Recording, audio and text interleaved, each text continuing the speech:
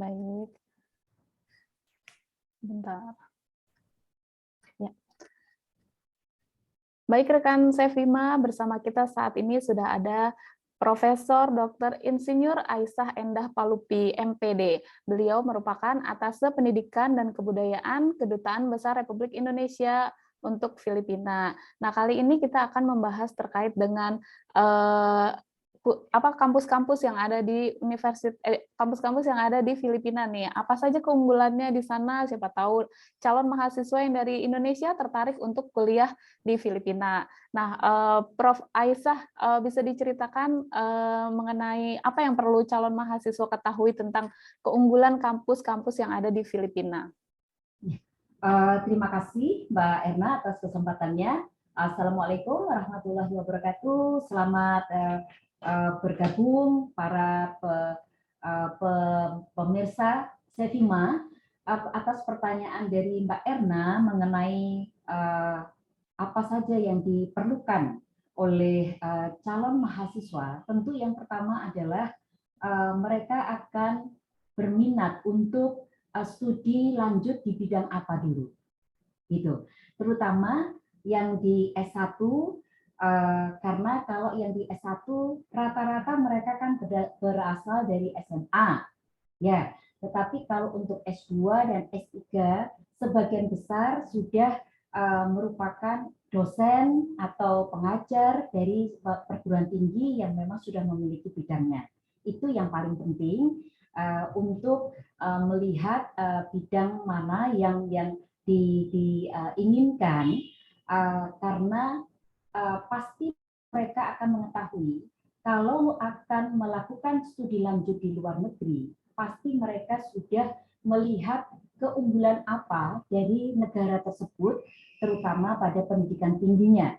Nah, untuk di Filipina, yang menjadi primadona dari mahasiswa asing dari beberapa negara itu sebagian besar adalah di bidang kesehatan, Mbak Erna. Ya, di bidang kesehatan yaitu ada kedokteran, kemudian ada nursing, kemudian ada perawat dan juga pilot di beberapa lokasi di luar kota dari Metro Manila. Contohnya ada di Subic, ada di Cebu dan seterusnya. Sehingga itulah yang mereka perlu melihat. Kalau seandainya di bidang yang bukan primadona yang selama ini, itu tentu akan melihat dari beberapa perguruan tinggi, melihatnya di negara lain yang merupakan primadona di bidang yang mereka minati. Gitu. Dan yang kedua, kalau boleh saya katakan, memang masih sedikit perguruan tinggi negeri maupun swasta di Filipina ini yang masuk di urutan ranking QS University, ya. Tetapi keunggulan dari perguruan tinggi yang ada di Filipina ini, itu alumninya, lulusannya itu banyak sekali yang diterima di pasar global. Kalau seandainya mereka untuk sebagai alumni dari perguruan tinggi tersebut, kemudian bukan sebagai dosen, kalau dosen kan harus kembali ya, tetapi kalau tujuannya adalah untuk meningkatkan pendidikan, kemudian untuk mencari pekerjaan dengan bekal pendidikan tersebut, maka lulusan dari Filipina itu mempunyai kesempatan yang sangat besar untuk diterima di pasar global itu. Ya, terutama yang seperti saya sebutkan tadi, Mbak Erna.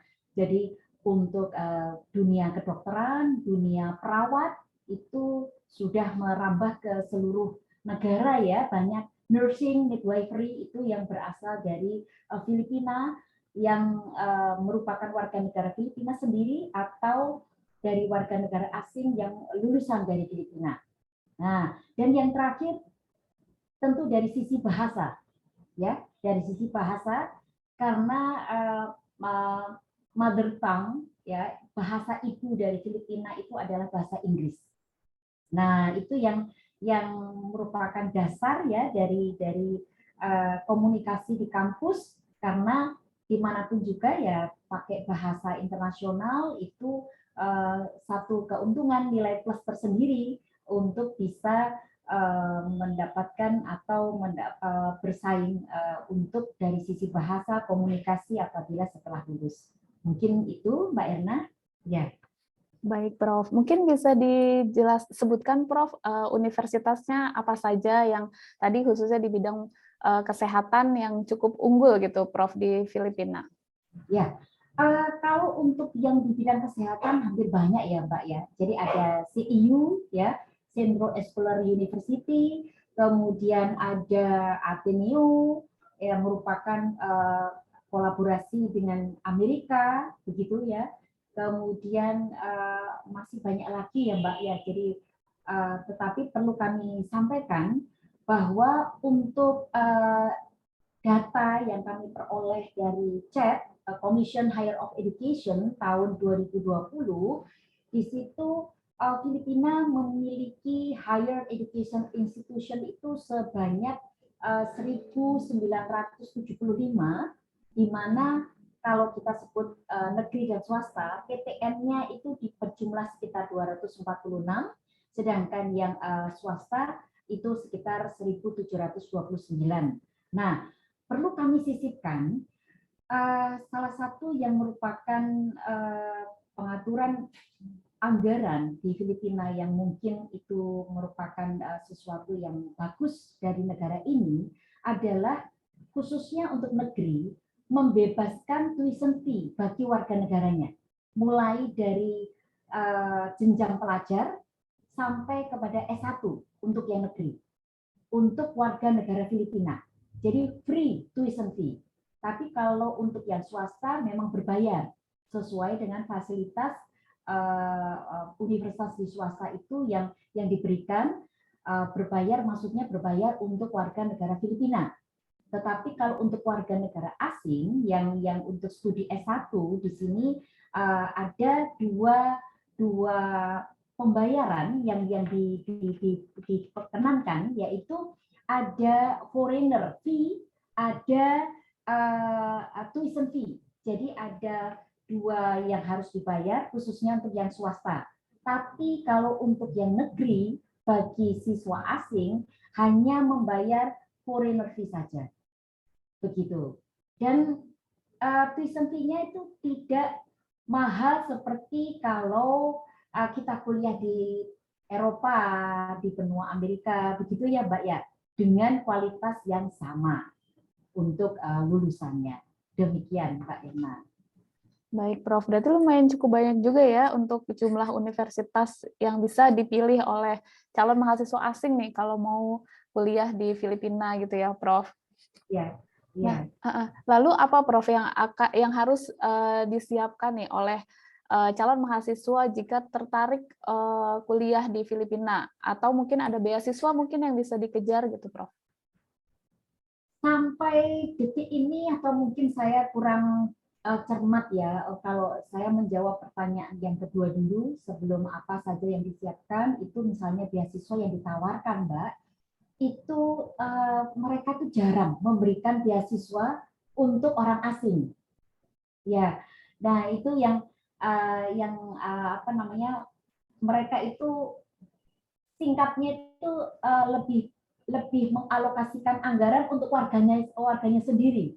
Jadi dan satu lagi, beasiswa biasanya ditawarkan oleh suatu perguruan tinggi bagi calon mahasiswa dari asing itu karena ada nilai yang dikejar dalam rangka mencapai akreditasi. Contohnya, kalau seperti di Indonesia, dengan banyaknya orang asing yang studi di kampus itu bisa mendongkrak nilai akreditasi perguruan tinggi seperti itu. Tapi kalau di Filipina tidak, Mbak.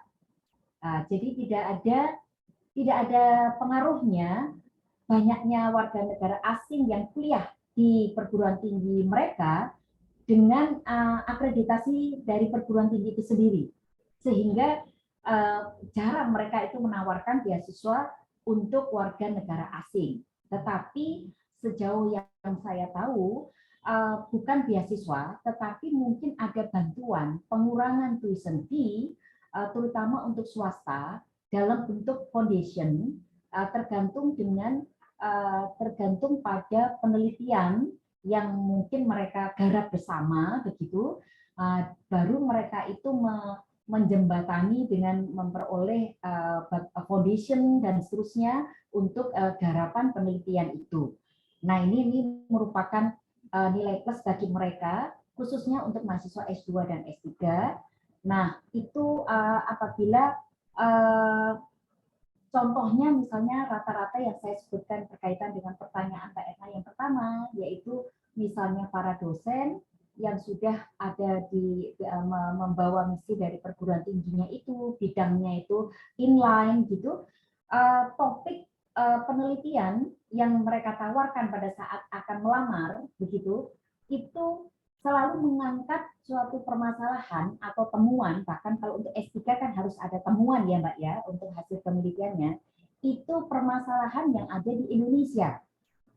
Dan itu merupakan nantinya itu berkelanjutan dipayungi dengan research collaboration antara U to U. Nah, hal itu yang sangat menarik bagi dari perguruan tinggi di Filipina, bahkan juga di Indonesia. Jadi dengan mahasiswa asing tersebut, nantinya bergerak kerjasamanya itu pada kerjasama penelitian dan juga penulisan jurnal. Nah, itu Mbak. Jadi seperti itu. Nah, sekarang saya menjawab pertanyaan yang pertama, apa saja yang disiapkan. Tentu saja paspor, ya kan? Kalau paspor itu sudah wajib main gitu ya. Nah, kemudian tentang visa. Nah, visa yang memang kalau suatu mahasiswa yang berencana akan kuliah, tentu visa yang di-apply itu adalah visa student gitu. Bisa diurus di Kedutaan Besar Filipina yang ada di Jakarta, atau ada konsul jenderal Filipina yang ada di Manado. Mungkin bagi mahasiswa yang di sekitar di Manado, begitu, atau di sekitar Sulawesi untuk apply visa. Atau apabila sudah ada komunikasi dengan universitas tujuan, itu mereka datang dulu, apply visanya baru di Filipina dengan dibantu persyaratan dan lain-lainnya oleh universitas tujuan. Itu untuk yang apply visa student, seperti itu. Kemudian yang tentu dipersiapkan adalah untuk living allowance, ya. Living cost di sini tidak mahal, Mbak, ya. Dikatakan tidak mahal itu dibandingkan tentu saja dengan negara lain, apalagi negara ASEAN. Jangan dibandingkan dengan Singapura, pasti di situ living allowance-nya walaupun negara tetangga lebih dekat tentu sangat besar sekali. Nah, kalau di Filipina rata-rata kalau dirupiahkan dengan kehidupan yang cukup begitu ya Mbak ya, itu sekitar 3 sampai 5 juta rupiah per bulan, itu sudah meliputi kos begitu ya, tempat kos dengan harga yang terjangkau, dan juga untuk makan, komunikasi, transportasi, apalagi kalau dekat bisa naik sepeda dan seterusnya, itu sekitar 3 sampai 5 juta. Jadi kalau di convertkan ke nilai tukar ke peso itu sekitar 10.000 sampai 15.000 peso. Itu sudah sangat murah. Gitu, sudah sangat murah untuk itu. Jadi makannya juga tidak terlalu mahal. Itu standar ya. Kecuali kalau ingin fasilitas yang lebih, ya tentu saja yang dipersiapkan lebih dari itu, begitu. Gitu. Mungkin itu. Kemudian apalagi ya, kalau selain living allowance, misalnya tiket ya, tiket pulang pergi itu juga kalau misalnya dari Jakarta itu kan hanya ada direct ya Mbak ke Manilanya itu satu kali perjalanan ya.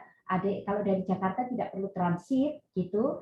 Atau kalau misalnya dari kota lain ada transitnya dari di Surabaya, atau transitnya misalnya dari Surabaya itu transitnya di Singapura atau di Bali sebelum ke sini, seperti itu. Jadi dengan tiket pesawat saya pikir itu tergantung ya, tergantung maskapainya dan juga tergantung dengan lamanya untuk apply tiketnya itu. Semakin lama apply-nya semakin murah dari ya.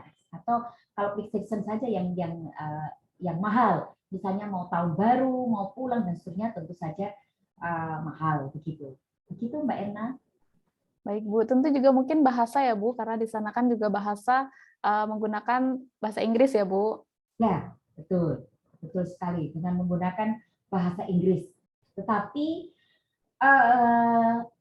yang kami ketahui, banyak universitas di Filipina, baik negeri maupun swasta, itu memberikan fasilitas untuk improving bahasa Inggrisnya bagi pelajar asing.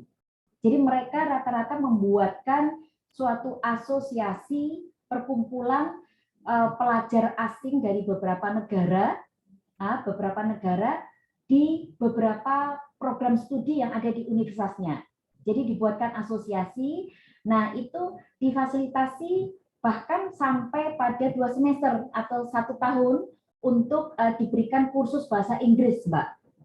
Jadi sementara perkuliahan juga berjalan, ada waktu-waktu tertentu untuk warga mahasiswa asing yang berasal dari negara lain itu untuk improving bahasa Inggris, begitu Mbak Erna.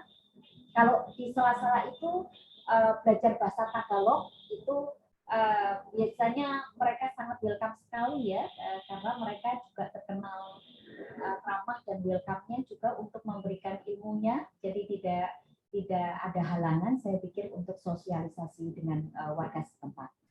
Baik Bu. Nah Bu, terakhir nih Bu, ada nggak Bu pesan-pesan untuk calon mahasiswa agar bisa kuliah di luar negeri Bu? Karena kan memang mungkin ada perbedaan alam atau bahasa gitu. Seperti apa Bu? Ya, ini maksudnya pesan-pesan untuk calon mahasiswa dari Indonesia yang akan ke luar negeri tidak terbatas hanya untuk ke Filipina, maksudnya Mbak Erna? Ya, tidak terbatas hanya untuk ke Filipina. Yang pertama tentu pesannya adalah harus mempunyai cita-cita dan teguh, artinya mempersiapkan mental apabila sesuatu yang tidak sesuai dengan yang kita inginkan berjalan dengan mulus, maka harus struggle.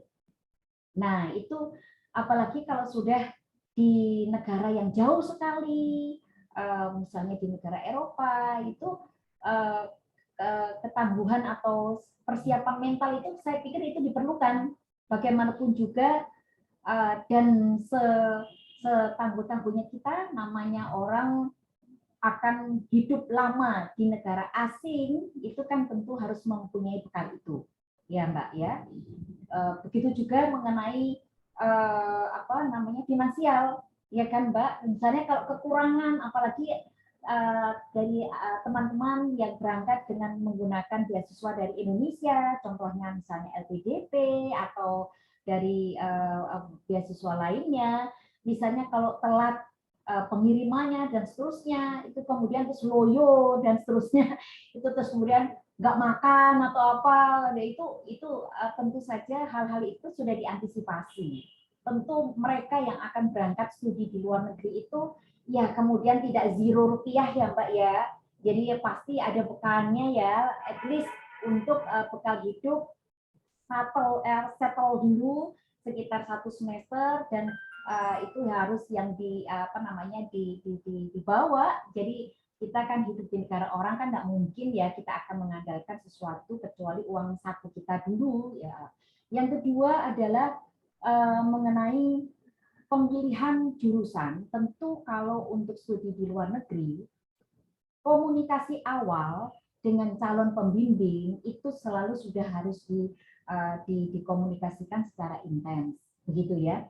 Jadi hal itu sekali lagi kalau untuk yang S1 tentu mereka perlu ekstra karena mereka kan berasal dari SMA. Tapi kalau untuk yang S2 bahkan sekarang S3, rata-rata kan sekarang dosen itu kan sudah S2 ya Mbak ya, untuk studi lanjut S3, bahkan sekarang penerimaannya di perguruan tinggi sudah minimal adalah doktor ya, S3. Nah, itu tentu komunikasi mengenai penelitian itu sudah harus merupakan suatu hasil penelitian, outputnya maupun outcome-nya itu berguna bagi perguruan tinggi asal, ya kan? Bukan hanya sekedar sekolah saja, kemudian setelah itu bawa master, bawa doktor, selesai. Tetapi hasil dari penelitian studinya itu at least memberikan kontribusi di kampusnya. Syukur-syukur selama mereka studi di sana itu ada rajutan kerjasama di antara kampus yang dituju dengan kampus dari dosen asal itu. Kemudian yang berikutnya yang perlu kita persiapkan tentu adalah bahasa. Kalau bahasa Inggris itu sudah wajib dan ada tambahan bahasa untuk tujuan negara-negara yang lain. Yang rata-rata mereka itu banyak yang menggunakan bahasa lokal. Contoh misalnya kalau kita mau ke Perancis, ke Paris gitu ya Mbak, atau ke Belanda, Jerman, itu mereka setidaknya ada bekal untuk bisa berkomunikasi dengan bahasa negara yang dituju. Jadi bukan hanya bahasa Inggris saja. Karena pengalaman saja pada saat saya postdoc atau lebih tepatnya adalah program PAR ya, program Academic Researching di Jerman, itu ada beberapa dosen di perguruan tinggi, mereka ada kuliah umum dan lain-lainnya, itu tidak menggunakan bahasa Inggris, tetapi bahasa Jerman. Begitu. Jadi walaupun mereka membuka untuk dapat diikuti mahasiswa asing, jadi mereka selalu menganggap bahwa mahasiswa asing yang datang itu sudah mempelajari bahasanya, ya, termasuk bahasa Jepang, bahasa Cina dan seterusnya, bahasa Korea dan seterusnya itu minimal kita bisa pasif lah atau aktif lah gitu ya. Kalau untuk menulis bisa nanti belajar selama mereka studi di sana. Mungkin itu yang secara garis besar yang perlu dipersiapkan untuk adik-adik kita calon mahasiswa Indonesia yang akan berstudi di luar negeri, dimanapun tujuannya negaranya, khususnya kalau untuk di Filipina tentu kami akan sangat membantu berkomunikasi untuk negara-negara yang ada adikbudnya, kan tidak semua negara ya Mbak Emma ya. Nah, di sini bisa kami komunikasi, mereka bisa komunikasi dengan kami punya website, kami punya Facebook, rata-rata kan remaja kan melihatnya Facebook, Instagram, nah disitulah kami bisa menyebarkan informasi yang penting, pertanyaan dan lain-lainnya untuk bekal informasi mereka sebelum berangkat. Gitu. Ya, terima kasih. Gitu Mbak Erna, saya kembalikan ke Mbak Erna. Baik Bu. Iya. Nah Bu, mungkin ada data nggak Bu terkait dengan jumlah mahasiswa Indonesia yang kuliah di Filipina Bu? Kalau untuk data secara keseluruhan Mbak, kita itu boleh dikatakan tidak valid, ya. Termasuk data pelajar ya, yang sekolah mulai dari SD sampai SMA, kemudian ada yang sekolah pilot dan juga untuk yang di perguruan tinggi baik S1 sampai doktor. Karena apa? Mereka tidak diwajibkan untuk melapor ke KBRI. Sehingga melapornya pada saat mereka sudah selesai. Nah, kalau sudah selesai kan tidak bisa dihitung pelajar yang ada di sini. Nah, itu gambarannya Mbak Erna. Tetapi kalau dikumpulkan itu ya kurang lebih ya kurang dari 1.000 lah yang data dari kami, itu termasuk putra-putri diplomat yang sekolah ya Mbak ya di sini. Nah, dan juga kalau bisa saya gabungkan, kita di sini kan punya sekolah Indonesia luar negeri di Davao. Namanya SID, Sekolah Indonesia Davao.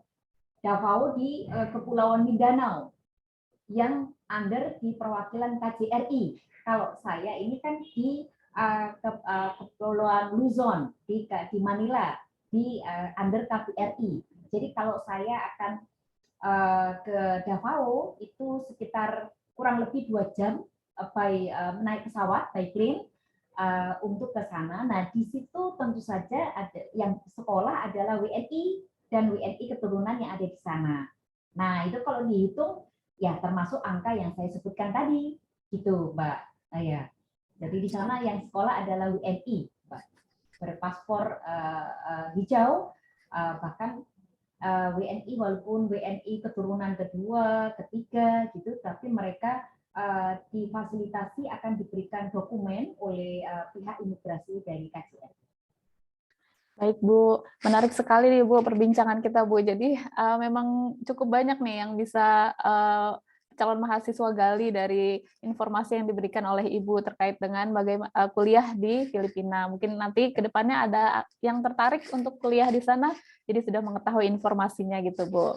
Welcome sekali Mbak Erna. Anytime kita bisa berkomunikasi, bahkan melalui Facebook Messenger juga bisa, kami akan menjawab, atau bahkan email. Kalaupun emailnya itu ditujukan di Kemlu, di KBRI, pasti kalau pertanyaan-pertanyaan tentang studi itu pasti disambungkan ke kami, dan kami akan dengan senang hati memberikan informasi itu.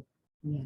Baik Bu, terima kasih banyak atas waktunya. Nanti mungkin lain waktu kita berjumpa lagi ya Bu ya. Ya Mbak Erna, dengan senang hati, sukses selalu. Salam sehat dari Manila, Mbak Erna. Baik Bu, salam sehat juga Bu dari Indonesia. Terima kasih Bu, izin saya end ya Bu. Ya, terima kasih. Assalamualaikum warahmatullahi wabarakatuh. Waalaikumsalam warahmatullahi wabarakatuh.